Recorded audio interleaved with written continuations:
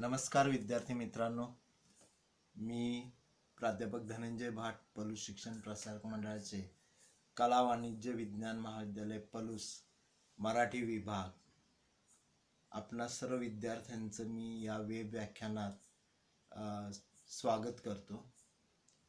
मित्रांनो, आपण BA भाग 2 मध्ये आपली मराठी विषयाची जी अभ्यासपत्रिका क्रमांक 3 आहे त्या संदर्भात चर्चा करतोय आणि या अभ्यासक्रमात आपल्याला काय डेंजर वारा सुटलाय हे नाटक या साहित्य प्रकारातील एक पाठ्यपुस्तक अभ्यासासाठी आहे. तर मूळ नाटकाकडे जाण्यापूर्वी आपण हा नाटक हा साहित्य प्रकार किंवा वाङ्मय प्रकार कसा आहे या संदर्भामध्ये चर्चा करणार आहोत आणि त्या संदर्भातली माहिती म्हणजे एक ओळख, आपल्याला नाटक म्हणजे काय, नाटकाची आपली परंपरा काय आहे या संदर्भात एक तोंड ओळख आपल्याला व्हावी या अनुषंगानं आपण या घटकाकडं आजच्या पाहणार आहोत. तर मित्रांनो, नाटक हा एक साहित्य प्रकार म्हणून आपण बघताना आपण आपलं जे मराठी साहित्य आहे त्यामध्ये विविध प्रकार आहेत. कथा आहे, कविता आहे, कादंबरी आहे, चरित्र आहे, आत्मचरित्र आहे, प्रवास वर्णन आहे. त्याप्रमाणेच नाटक हाही एक प्रकार आहे. पण नाटक हा प्रकार इतर साहित्य प्रकारापेक्षा थोडा वेगळा आहे. कारण नाटकाचे आपण जर बघितले तर हे हा जो प्रकार आहे नाटकाचा तो आपल्याला दोन प्रकारामध्ये दिसतो. म्हणजे एक दृक स्वरूपात दिसतो आणि दुसरं श्राव्य स्वरूपात दिसतो.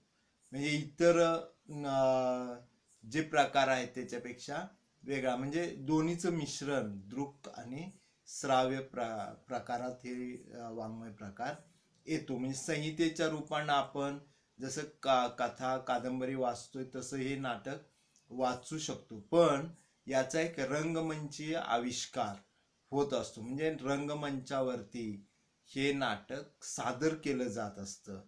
त्याला आपण दुसरा शब्द म्हणजे प्रयोग, नाटकाचे प्रयोग केले जातात आणि मग ते जे सादरीकरण आहे त्यातून मग आपण प्रत्यक्ष नाट्यगृहामध्ये असंख्य लोकांच्या समोर किंवा समवेत त्या नाटकाचा आस्वाद घेऊ शकतो. नाटकाचं आणि इतर साहित्य प्रकाराचा आस्वाद घेण्याच्या प्रक्रियेतला फरक सुद्धा आपल्याला लक्षात येतो. म्हणजे कथा कादंबरी आपण एकटे बसून त्याचा आस्वाद घेऊ शकतो, पण नाटकाचा असा रंगमंचीय जो अनुभव आहे तो आपण समूहामध्ये बसून घेऊ शकतो समूहानं. तर असं हे नाटक जे आहे ते आपल्याला दृकश्राव्य स्वरूपात दिसतं. तसंच हे नाटक गद्य आणि पद्य अशा दोन्ही रूपामध्ये दिसतं. त्याचबरोबर हे या नाटकाचं आपल्याला सादरीकरण करता येतं. तर असे वेगळे पण पहिल्यांदा आपल्याला लक्षात घेता येतं. दुसरी बाजू म्हणजे ही जी आपली नाटकाची परंपरा आहे ही कशी आहे त्याचंही ओळख आपल्याला करून घेता येते. तर वेद काळापासून आपल्याला ही नाटकाची परंपरा दिसते. म्हणजे नाटकाचा जो उगम आहे तो काही जण वेदपूर्व कालामध्ये सुद्धा नाटकं होती असं म्हणतात. पण रामायण महाभारताच्या पासून म्हणजे नाटकाचे उल्लेख वगैरे सापडले आणि आपली जी संस्कृत नाटकाची जी परंपरा आहे त्यामध्ये कालिदास, भवभूती, माघ, भर्तृहरी यासारख्या नाटककारांनी खूप चांगली नाटकं लिहून ही परंपरा अगदी म्हणजे 12व्या शतकापर्यंत चालू असल्याचं आपल्याला दिसतं. तर त्यामध्ये मग रामायण महाभारतातले विषय येत होते. कालिदासाचं मेघदूत, शाकुंतल ही अजरामर संस्कृत नाटकं आहेत आणि त्यांचं स्थानही नाट्य परंपरेत महत्वाचं आहे. तर अशी ही नाटकाची परंपरा 12व्या शतकापर्यंत संस्कृत नाटकाची दिसते. त्याच वेळेला भरतमुनींनी स्वतः एक नाट्यशास्त्र नावाचा ग्रंथच लिहिला. आता त्याचा काळ इसवी सन पूर्व 200 पर्यंत जातो.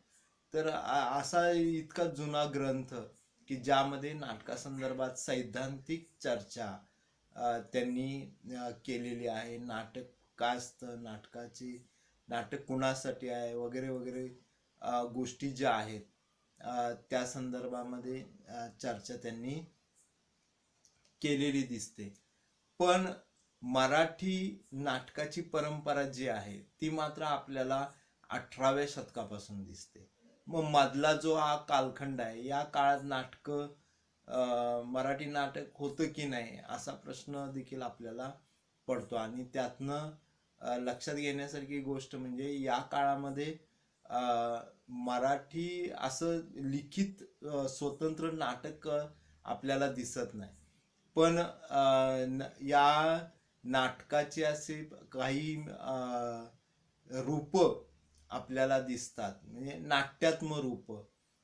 का त्याला काही जण अलीकडे लोकरंगभूमी म्हणायला आले, म्हणजे कीर्तन, भारुड यासारखे जे प्रकार सादर करणं होतं किंवा गोंधळ, तर त्याच्यामध्ये नाट्य असतं.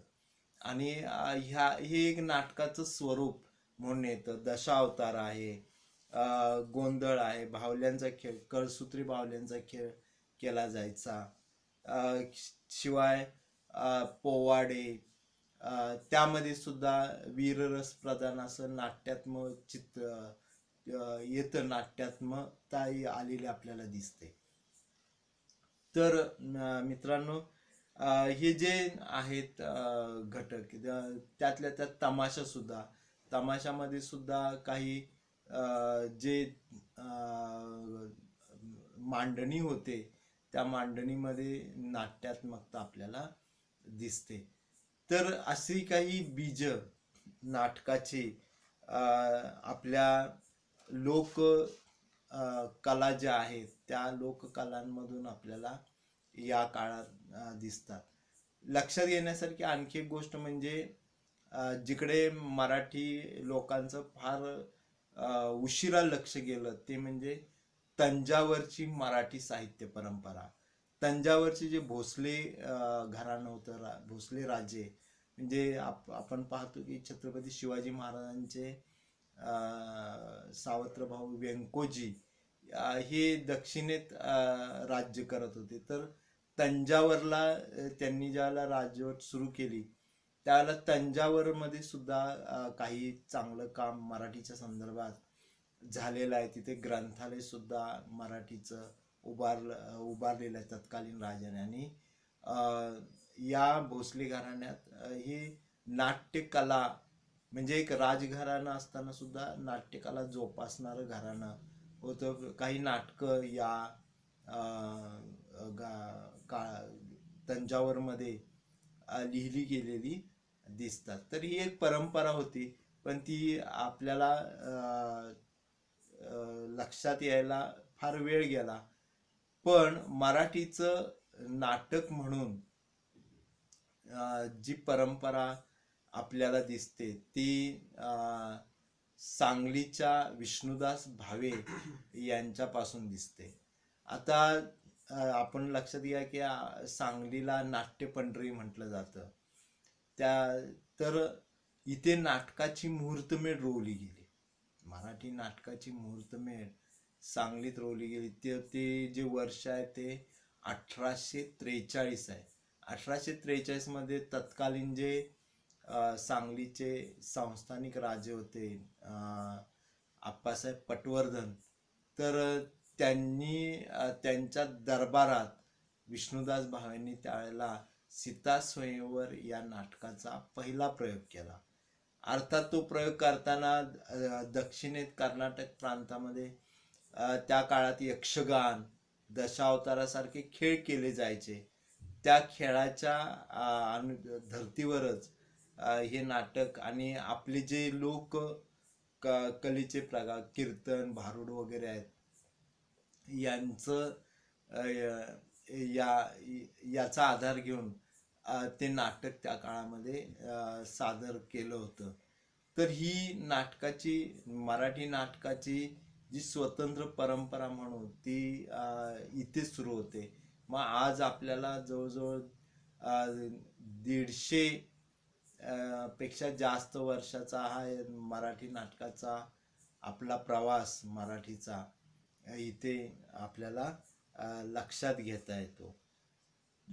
आता मग ह्या नाटकाचं स्वरूप काय या संदर्भात आपण चर्चा करत असताना भरत मुनी, जसं आपल्याकडचे जे साहित्य किंवा काव्यशास्त्रकार आहेत, कवी आहेत, त्यांनी नाट्यलेखक आहेत, त्यांनी नाटकासंदर्भात त्याचं स्वरूप सांगताना काही व्याख्या केल्या, तशा पाश्चात्यांनीही केलेल्या दिसतात. पाश्चात्य विचारात हे नाटकाचे जे स्वरूप आहे ते आपल्यापेक्षा फार पुढे त्या काळामध्ये असलेलं दिसतं. तर सॉक्रेटिस, ॲरिस्टॉटल यांनी त्या संदर्भात चर्चा केलेली दिसते. आपल्याकडे भरत मुनींनी या संदर्भात चर्चा केली. तर नाटक हा जसा करमणुकीचा, मनोरंजनाचा नाटकात भाग येतो, तसं नाटकात काही तत्कालीन जे समाज आहे त्या समाजाच्या प्रश्नांची पण चर्चा, समाजाचं प्रबोधन झालेलंही आपल्याला दिसतं. तर नट अभिनय करणे या अर्थानं नाटक हा शब्द आला असावा. आपण पाहिलंच की हा एक दृकश्राव्य असा वाङ्मय प्रकार आहे. भरताने आपल्या नाट्यशास्त्र ग्रंथामध्ये जे अनुकरणात्मक असं भावनांचं प्रकटीकरण आहे त्याला नाटक म्हटलेलं आपल्याला पाहायला मिळतं. आणि या नाटकाचं जे मूलद्रव्य आहे ते आपण जर लक्षात घेतलं तर आपल्याला गोष्ट लक्षात येते की नाटकात महत्त्वाचं असतं ते संवाद आणि प्रसंग असतात. तर जी भालचंद्र फडके यांनी जी नाटकाची व्याख्या केली ती अधिक समर्पक अशी वाटते. की ते म्हणतात, नाटक म्हणजे प्रसंग आणि संवाद यांच्याद्वारे प्राप्त होणारा संघर्षमय कथात्मक अनुभव. म्हणजे संवाद आणि प्रसंग यांच्यातून जो अनुभव दिला जातो तो नाट्यात्मक किंवा कथात्मक असेल तर ते नाटक असतं असं आपल्याला म्हणता येतं. नाटक म्हणजे माणसाच्या अंतर्बाह्य क्रिया प्रतिक्रियामध्ये दर्शन घडविणारा आकृतिबंध होय. तर अशी इथे व्याख्या त्यांनी केलेली आहे. खरं तर संघर्ष हा महत्त्वाचा घटक नाटकामध्ये असतो. त्यामुळंच कथानक काय होतं अधिक जोरकस होत जाताना दिसतं. तर अशी आपण नाटकाचं स्वरूप बघताना काही जे आपल्याकडचे साहित्यिक आहेत त्यामध्ये भरतानी नाटक हे कुणासाठी असतं हे सांगताना जे दिवसभर काम करून थकले भागलेले आहेत, श्रमिक आहेत किंवा दुःखी आहेत, मनानं काही दुःखी उदास आहेत, त्यांच्या मनाला विश्रांती मिळावी म्हणून हे नाटक असं त्यांनी त्यामध्ये म्हटलेलं आपल्याला दिसतं. तर नाटक हे जीवनातील वेगवेगळ्या भावनांचं काय करतं, अनुकरणात्मक ते चित्रण असतं आपल्याला. खरं तर नाटकाचा हा विशेष आहे की नाटकात जीवनानुभवाचं दर्शन घडतं. त्यामुळे आपली जी सुखदुःख आहेत, मनोविकार आहेत, ते सगळे या नाटकातनं येतात असंही आपल्याला म्हणता येतं. तर असे नाटक जे आहे, या नाटकाच्या संदर्भात अरिस्टॉटल म्हणतो की नाटक ही व्यक्तीची अनुकृती नसून एका कर्माची व जीवनाची अनुकृती आहे. म्हणजे जीवनाची अनुकृती असं अरिस्टॉटल म्हणतो. तर यातून आपल्याला लक्षात येते की नाटक हा वाङ्मय प्रकार जो आहे किंवा नाटकाचे जे स्वरूप आहे ते एका वेगळ्या पद्धतीनं आविष्कृत होत असताना दिसतं. आणि त्यातून हा ह्याचं जे स्वरूप आहे ते रंगमंची आविष्कार असल्यामुळं, त्याचं सादरीकरण झाल्यामुळं ती एक लोकसमूहासमोर सादर करण्याची कला म्हणूनही नाटकाला आपल्याला महत्त्व देतात. आणि ही एक प्रयोगरूप किंवा प्रयोगसिद्ध कला म्हणूनही नाटकाचं स्वरूप आपल्याला लक्षात घेता येतं. आता हे नाटक जे आहे, तर या नाटकाचे जे घटक आहेत त्याचाही विचार आपल्याला करायचा आहे. तर नाटकाचे साधारण जे साहित्यिक अंगानं जे घटक येतात ते कथानक, व्यक्तिदर्शन किंवा पात्र आपण म्हणू, प्रसंगचित्रण, संवाद, संघर्ष, असे काही घटक आपल्याला दिसतात. त्याबरोबर हे नाटक हे प्रयोग सिद्ध कला आहे. त्यामुळं त्याच्यात काही तांत्रिक बाबींचा पण विचार करायला लागतो. रंगमंच आपल्याला महत्वाचा असतो. त्यात नेपथ्य, प्रकाश योजना, ध्वनी संयोजन म्हणजे पार्श्वसंगीत, त्याचबरोबर जे नट नटी आहेत, ते अभिनय करणारे, त्यांचंही आपल्याला इथे स्वरूप लक्षात घ्यावं लागतं. तर नाटकाच्या घटकामध्ये नेपथ्य म्हणजे रंगभूमीवरती आपण ज्यावेळेला रंगमंच बघतो तर तिथे काही सजावट करावी लागते. उदाहरणार्थ रामायणातले जी कथानक आहेत त्यावरती नाटक असेल तर त्या पात्रांना, म्हणजे राम सीतेला वनवास झालेला आहे, मग ती वनात आहेत, तर ती वनात आहेत हे प्रत्यक्ष वन तिथं उभं करतायत. मग एक असा पडदा तयार केला जातो की ज्यावरती झाडं, झोपडी, तळं असं चित्र काढली जातं की जेणेकरून समोरच्या प्रेक्षकाला ती जी पात्र आहेत ती आता वनामध्ये आहेत याचा भास तिथे निर्माण होतो. म्हणजे ही नेपथ्य का आता तर फिरते रंगमंच आलेले आहेत. आधुनिक तंत्राचा वापर हा सुद्धा आता रंगभूमीवरती होताना दिसायला लागलेला आहे. तर या काही गोष्टी येतात. त्याचबरोबर ज्या वेळेला हे नाटक रंगभूमीवरती येणार आहे त्यावेळेला नाटककार, दिग्दर्शक, नट हेही घटक महत्वाचे आहेत. संगीत, नृत्य यासारख्या गोष्टी नाटकाला पोषक असणारे हे नाटकाचे घटक आपल्याला दिसतात. तर या सगळ्याच्या एकत्रित किंवा एकात्मक असा जो आपल्याला अनुभव मिळतो त्यातनं नाटक हे साकारलं जातं. म्हणजे कथानक, व्यक्ती, पात्र, त्यातले संवाद, त्यातला संघर्ष आणि ह्या इतर अनुषंगिक ज्या गोष्टी आहेत त्या सगळ्याचा एकात्मक अनुभव आपल्याला नाटक देत असतं. आणि त्यातनं आपण नाटकाविषयी गोष्टी लक्षात घेत असतो. आता एक गोष्ट मित्रांनो लक्षात घ्या की हे जे घटक आहेत त्याच्यात कथानक वगैरे साहित्यिक अंगण आहेत. आपल्याला काय डेंजर वारा सुटला या अनुषंगाने ज्यावेळेला या नाटकाचं वाङ्मयीन विश्लेषण करू त्यावेळेला ह्या गोष्टी आपल्याला समोर दिसतात. उदाहरण नाटकात संघर्ष म्हणजे नाटकाचा आत्मा म्हटलं जातं.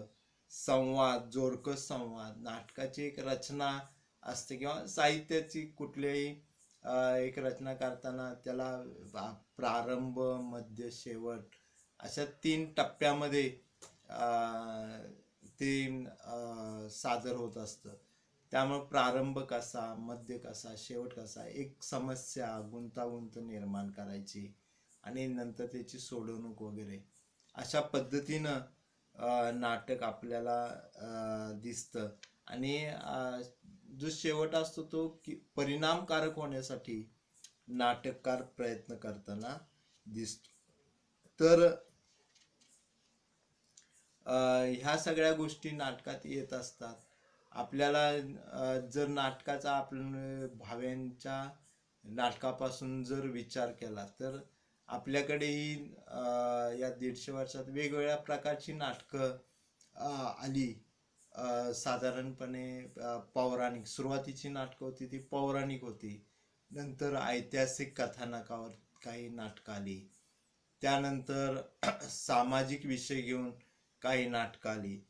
तर काही कल्पनाप्रधान नाटकं होती. नंतरच्या काळात इब्सेनच्या तंत्राने नाटकं लिहिली गेली. तर खूप असा मराठीत चांगल्या नाटककारांनी नाटकं लिहिलेली आपल्याला दिसतात. अगदी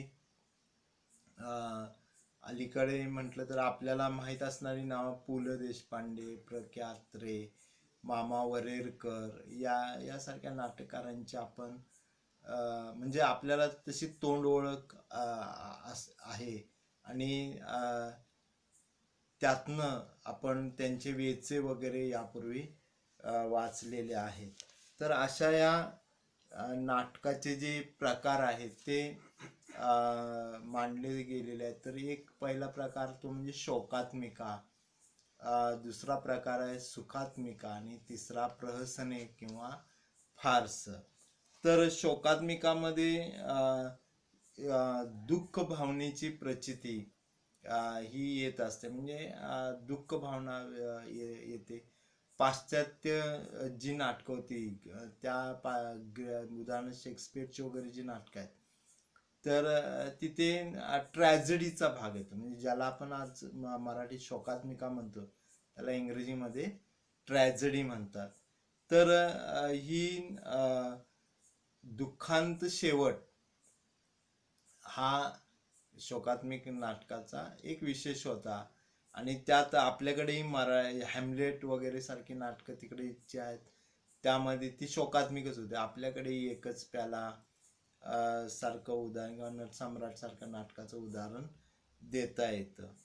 त्यानंतर सुखात्मिक नाटकं म्हणजे ज्या नाटकात आनंद आहे, सुख आहे, गोडवा आहे अशी नाटकं ती सुखात्मिक. म्हणजे अर्थात त्याच्यात म्हणजे हलकी फुलकी विनोदी अंगानं कदाचित त्यामध्ये आपल्याला पूर्ण ते विनोदी नाटक नाही म्हणता येणार पण हलका फुलका संवाद करून आनंदानं त्यातलं वातावरण निर्माण केलं जातं. ती म्हणजे ज्या नाटकांचा शेवट सुखात्मिक होतो, गोड होतो ती नाटकं म्हणजे सुखात्मिक. त्यानंतर प्रहसने किंवा फार्स हा एक प्रहसनाचा प्रकार हा महत्वाचा आहे की यात विनोद आहे आणि हास्य विनोदानं ही नाटकं येत असतात आणि ती लोकप्रिय झाली, लोकांना आवडली. तर तोही फार्सचा प्रकार आपण पाश्चात्यांच्याकडनंच स्वीकारा. म्हणजे पूर्वी आपल्या नाटकामध्ये अशी प्रहसनं वगैरे नव्हती पण पाश्चात्य नाटकांच्या परिचयातनं फार्स आपल्याकडे आलेला आहे. तर वेगवेगळे म्हणजे इंग्रजीमध्ये नाटकाला ड्रामा म्हणतात. तर त्या पद्धतीनं हे प्रकार येताना दिसतात. काही जण आता अलीकडे ते मेलो ड्रामा नाटकात एक प्रकार आता मानायला लागले. तर हे अशी नवीन नवीन गोष्टी येतात. नाटकं म्हणजे आपल्याकडे एकांकिका आहेत. पूर्वीची नाटकं 3 अंकी होती, आत्ताची नाटकं ही 2 अंकी आपल्याला दिसतात. तर म्हणजे एकांकिका, 3 अंकी नाटक, 2 अंकी नाटक अशा स्वरूपात आपल्याला तिची संहिता ही नाटकाची दिसते. तर याबरोबरच आपल्याला काही महत्त्वाच्या गोष्टी देखील येतात. म्हणजे काही तंत्राच्या बाजूनी सुद्धा नाटकाच्या प्रयोगाचे स्वरूप आता बदलताना आपल्याला दिसतं. अलीकडचे नवीन जे नाटककार आहेत ते वेगवेगळ्या तंत्राचा अवलंब करताना आपल्याला पाहायला मिळतात आणि नाटकाचं त्यातनं स्वरूप बदलताना आपल्याला दिसतं. मित्रांनो, या भागात आपण एक तोंड ओळख तुम्हाला व्हावी की एक साहित्य प्रकार म्हणून नाटकाचं वेगळेपण काय आहे किंवा नाटक या प्रकाराचं वेगळेपण काय आहे हे लक्षात यावं म्हणून आपण यामध्ये चर्चा केली. आता हा नाटक हा आपला अभ्यासाचाच विषय झाल्यामुळं तुम्हीही या जे आपण मनोरंजनाची साधनं वापरतो त्याच्यात नाटकं पाहायला शिका. एखादं नाटक खरंच थिएटरमध्ये जाऊन म्हणजे नाट्यगृहात जाऊन तुम्ही त्याचा प्रत्यक्ष अनुभव घ्या. प्रेक्षकांमध्ये बसून त्याचा अनुभव घ्या. समोर हा एक नाटक हा एक जिवंत व्यवहार असतो. समोर ते कलाकार आपले असतात आणि ती पात्र आपल्या अभिनयाच्या द्वारे ते कथानक जे आहे त्या नाटकाचं बीज जे आहे ते पुढं नेत असतात. एक विचार त्या नाटकाचा पुढं नेत असतात. तर हे सगळं जिवंत अनुभवण्याचा व्यवहार आहे आणि तो आपण करावा. तर ही गोष्ट एक आपल्याला नाटक समजून घेतानाही महत्त्वाची आहे. तर इथे आपण थांबूया मित्रांनो, की तुम्ही माझं म्हणणं जे आहे या संदर्भातलं शांतपणे ऐकून घेतलं त्याबद्दल धन्यवाद.